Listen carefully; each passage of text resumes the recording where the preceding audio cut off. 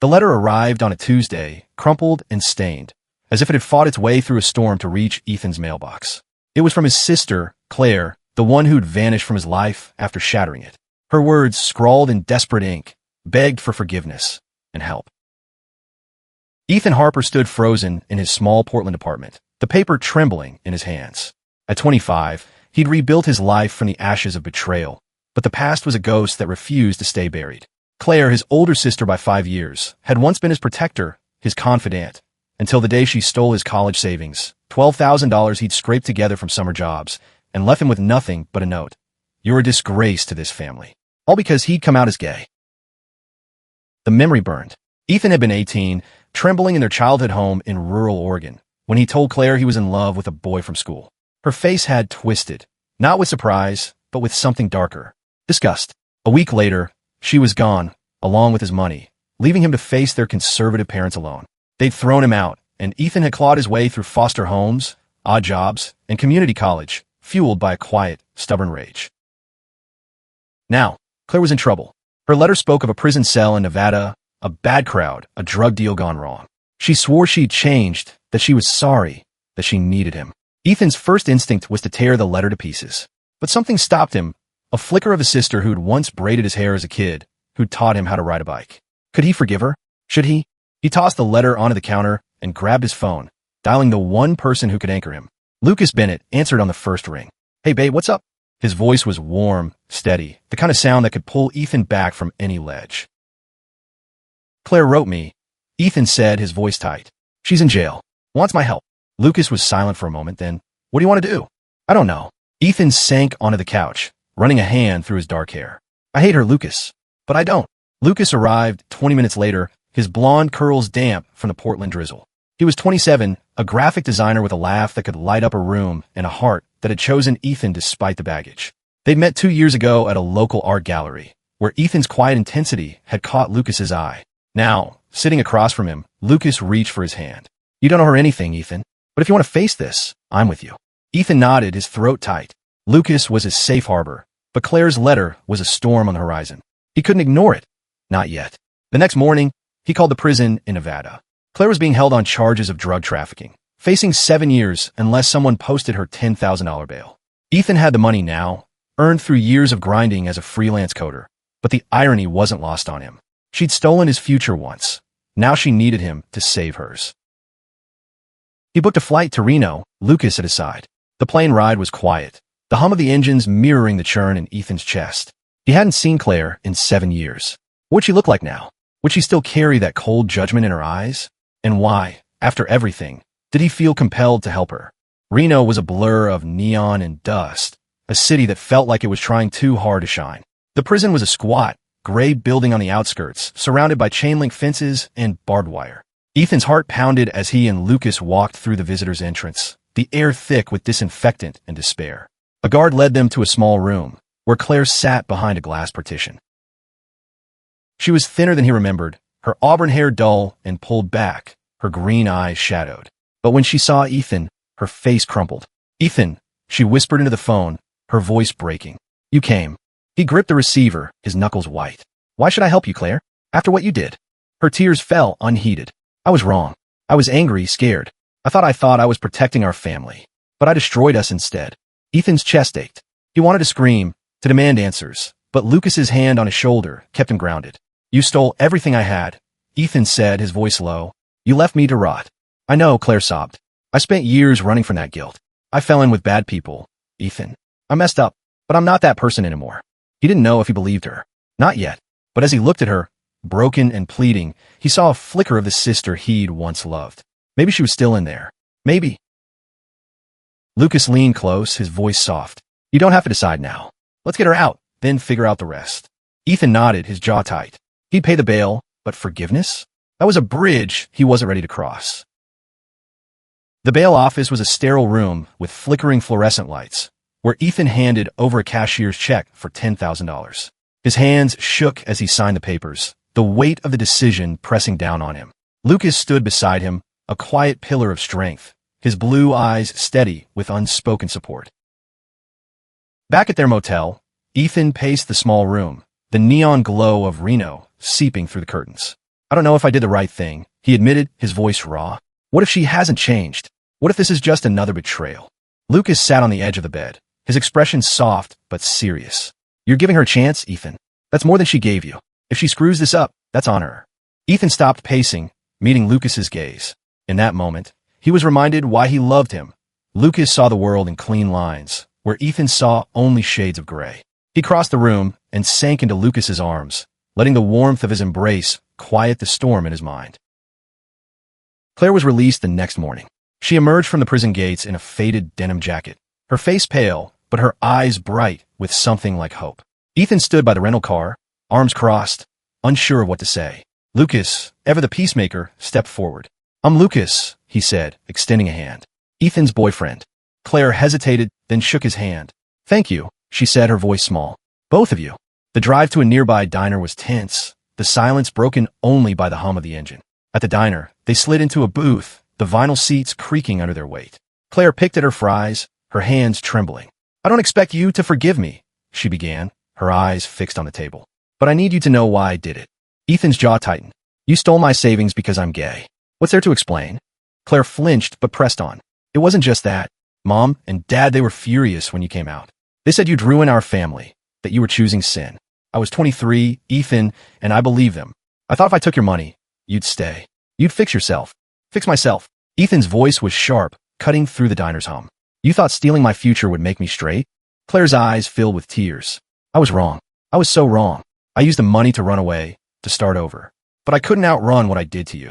Ethan leaned back, his anger warring with the ache of her words. Lucas reached for his hand under the table, a silent reminder to breathe. What happened after you left? Ethan asked, his tone softer but still guarded. Claire's story spilled out in halting bursts. She drifted to Vegas, chasing a fresh start, but fell in with a crowd of small-time dealers. The money ran out fast, and desperation pulled her deeper into their world. A botched deal landed her in jail, facing charges she couldn't fight alone. I wrote to you because you're the only family I have left, she said. Mom and Dad cut me off years ago. Ethan's heart twisted. Their parents had always been harsh, their love conditional.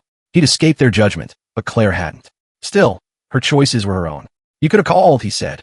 You could have come back. I was ashamed, Claire whispered. I still am. The conversation stretched into the afternoon, each word a step toward understanding, if not forgiveness. Ethan learned that Claire had been clean for a year before her arrest, that she'd been trying to rebuild her life. But trust was a fragile thing, and Ethan wasn't ready to give it freely. That night, in their motel room, Lucas pulled Ethan close. You're doing this because you're a good person, he murmured, his lips brushing Ethan's forehead. But you don't have to carry her burden. I know, Ethan said, his voice muffled against Lucas's chest. But I need to see this through. The next day, they drove Claire to a halfway house in Reno, a place that promised structure and support. Ethan paid the first month's rent, his savings taking another hit.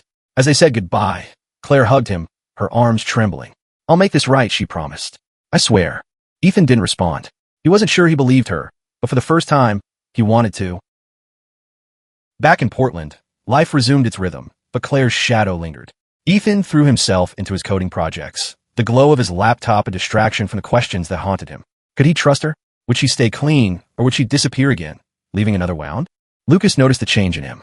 One evening, as they cooked dinner together in their cramped kitchen, he set down a knife and turned to Ethan. You're carrying her around like a weight, he said, his voice gentle but firm. Talk to me. Ethan sighed, chopping carrots with more force than necessary. I keep thinking about what she said, about being ashamed. I want to believe she's changed, but what if I'm just setting myself up? Lucas moved closer, his hand resting on Ethan's shoulder. You're not naive for hoping. You're human, but you need to set boundaries. She's got to earn your trust. Ethan nodded, the words sinking in. Lucas was right. He couldn't let Claire's past define his future. But hope was a dangerous thing, and Ethan had learned to guard his heart. Over the next few weeks, Claire called regularly, her voice brighter each time. She was attending meetings at the halfway house, working a part-time job at a coffee shop. Ethan listened, cautious but curious. She sent him a photo one day, a selfie in her barista apron, her smile tentative but genuine. He saved it to his phone, unsure why. One rainy afternoon, Ethan and Lucas drove to the Oregon coast, a spontaneous escape from the city's gray. They walked along Cannon Beach, the wind whipping their jackets, Haystack Rock looming in the distance. Lucas took Ethan's hand, pulling him toward the water's edge. Marry me, he said suddenly, his voice steady despite the crash of waves. Ethan froze, his heart racing. "What?" "I mean it," Lucas said, his blue eyes bright with conviction. "I want to build a life with you, Ethan. All of it, the messy, the hard, the beautiful. Marry me." Tears stung Ethan's eyes, not from the wind, but from the weight of Lucas's love. He'd spent so long fighting to survive, he'd almost forgotten what it felt like to dream. "Yes," he whispered, pulling Lucas into a kiss as the tide rolled in. The proposal shifted something in Ethan. He felt lighter, as if Lucas's love had carved out space for hope. When Claire called that evening, he told her the news. Her voice cracked with joy. "I'm so happy for you," she said. Can I come to the wedding?" Ethan hesitated. "We'll see," he said, not ready to commit. But the idea didn't feel impossible anymore. Months passed, and Claire's progress held steady. She moved into a small apartment, got a promotion at the coffee shop. Ethan started to believe she was trying. He sent her a plane ticket to visit Portland, a test of her commitment. When she arrived, she looked healthier, her eyes clear, her smile less fragile. They spent the day walking through the city, reminiscing about their childhood, before the fights, before the betrayal. At a quiet park, Claire stopped, turning to Ethan. "I've been saving up," she said, pulling an envelope from her bag. "It's not much, but it's a start." Inside was $1,000 in cash, the first repayment toward the money she'd stolen. Ethan stared at the envelope, his throat tight. "You don't have to." "Ido," Claire interrupted. "I need to make this right. Not just for you, but for me." He took the money, not because he needed it, but because he saw the weight it lifted from her. For the first time, he felt a spark of trust. Maybe they could rebuild something, not the past, but something new. Planning the wedding became Ethan and Lucas's world. They chose a small venue in the Columbia River Gorge, a place where the forest met the water, perfect for their quiet, intimate vision. Claire offered to help, sending ideas for decorations, even sketching a design for their invitations. Ethan was wary at first, but her enthusiasm felt genuine, and he let her in, bit by bit. One evening, as they sorted through fabric samples for table runners, Lucas raised an eyebrow. "You're letting Claire help with this. That's progress." Ethan smiled, a little sheepish. "She's trying. I can't ignore that." Lucas leaned over, kissing his cheek. "You're a better man than most, Ethan Harper." But the past wasn't done with them. A week before the wedding, Ethan got a call from the Reno police. Claire's old associates had been arrested, and her name had come up in the investigation. She wasn't charged, but the news shook Ethan. He confronted her over the phone, his voice sharp. "Are you still tied to those people?" "No," Claire said, her voice steady. "I cut them off months ago. I swear, Ethan, I'm clean." He wanted to believe her, but doubt gnawed at him. Lucas, ever the optimist, urged him to give her the benefit of the doubt. "She's been honest so far. Don't let fear steal this from you." The wedding day arrived, crisp and golden, the gorge alive with autumn colors. Claire was there, dressed in a simple navy dress, her eyes bright with tears as she watched Ethan and Lucas exchange vows. During the reception, she pulled Ethan aside. "I never thought I'd see you this happy," she said, her voice thick. "Thank you for letting me be here." Ethan hugged her, the first real embrace they'd shared in years. "Just keep showing up," he said. "That's all I ask." The honeymoon was a week in a coastal cabin, where Ethan and Lucas laughed, loved, and dreamed of their future. But when they returned, a new letter waited. This one wasn't from Claire, it was from their mother. She'd heard about the wedding through a mutual acquaintance, and wrote to disown Ethan formally, her words dripping with venom. "You've chosen a life of sin," she wrote. "You're no son of mine." The letter hit Ethan like a punch, dragging him back to the boy who'd been kicked out at 18. Lucas found him on the balcony, staring at the city lights. "She doesn't get to define you," Lucas said, wrapping an arm around him. "You've built a family without her." Ethan nodded, but the pain lingered. He showed the letter to Claire during her next visit, expecting her to brush it off. Instead, she looked stricken. "This is my fault," she said. "I fed into their hate back then. I helped make you feel like you didn't belong." "You were young," Ethan said, surprised by his own words. "We both were." Claire shook her head. "I should have protected you. I'm going to make it right." She started writing letters to their parents, not to reconcile, but to confront them. She told them about Ethan's strength, his love, his life with Lucas. She wrote about her own mistakes, her regret, her journey to redemption. Ethan didn't expect a response, and none came, but Claire's resolve strengthened his own. By spring, Claire had paid back another $2,000, her determination unwavering. Ethan began to see her not as the sister who betrayed him, but as someone fighting to be better. Their bond was fragile, but it was growing, rooted in shared pain and hope. A year after the wedding, Ethan and Lucas settled into their new life. their apartment filled with photos of their coastal vows and quiet moments together. Claire was a regular visitor now, her presence no longer a reminder of pain, but a testament to change. She'd enrolled in community college, studying social work, driven by a desire to help others avoid the mistakes she'd made. One evening, over dinner, Claire handed Ethan another envelope, $3,000, bringing her repayments to $6,000. "I'm halfway there," she said, her smile proud but nervous. "I'll keep going until it's all paid back." Ethan pushed the envelope back. "Keep it," he said. "Use it for school. You're doing enough." Claire's eyes widened. "Ethan, you're my sister," he interrupted, his voice firm but warm. "You're trying. That's what matters." Tears spilled down Claire's cheeks, and she hugged him tightly. Lucas watched, his smile soft, and Ethan felt a weight lift he hadn't known he was carrying. Forgiveness wasn't a moment, it was a journey, and they were walking it together. But the past had one final twist. A month later, Claire got a call from a lawyer in Nevada. One of her old associates, now convicted, had named her in a plea deal, claiming she'd been involved in a deal she'd walked away from. The evidence was thin, but it was enough to reopen her case.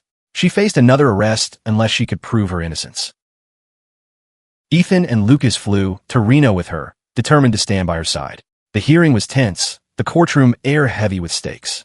Claire's lawyer presented evidence of her clean record, her job, her studies. Ethan took the stand, his voice steady as he spoke of her transformation, her regret, her fight to rebuild. "She's not the person she was," he said. "She's my sister, and I believe in her." The judge ruled in Claire's favor, dismissing the charges. As they left the courthouse, Claire collapsed into Ethan's arms, sobbing with relief. "You saved me," she said. "After everything, you saved me." "You saved yourself," Ethan replied, his own eyes wet. "I just opened the door." Back in Portland, they celebrated with a quiet dinner, the three of them laughing over wine and pasta. Claire raised a glass, her voice steady. "To family," she said. "The one we choose and the one we fight for." Ethan clinked his glass against hers, his heart full. He'd lost so much to betrayal. His savings, his family, his sense of safety. But he'd gained something greater. A love that anchored him, a sister who'd earned her way back, and a future he'd built from the ashes. The road hadn't been easy, but it had led him here, to a life where forgiveness was possible and love was enough.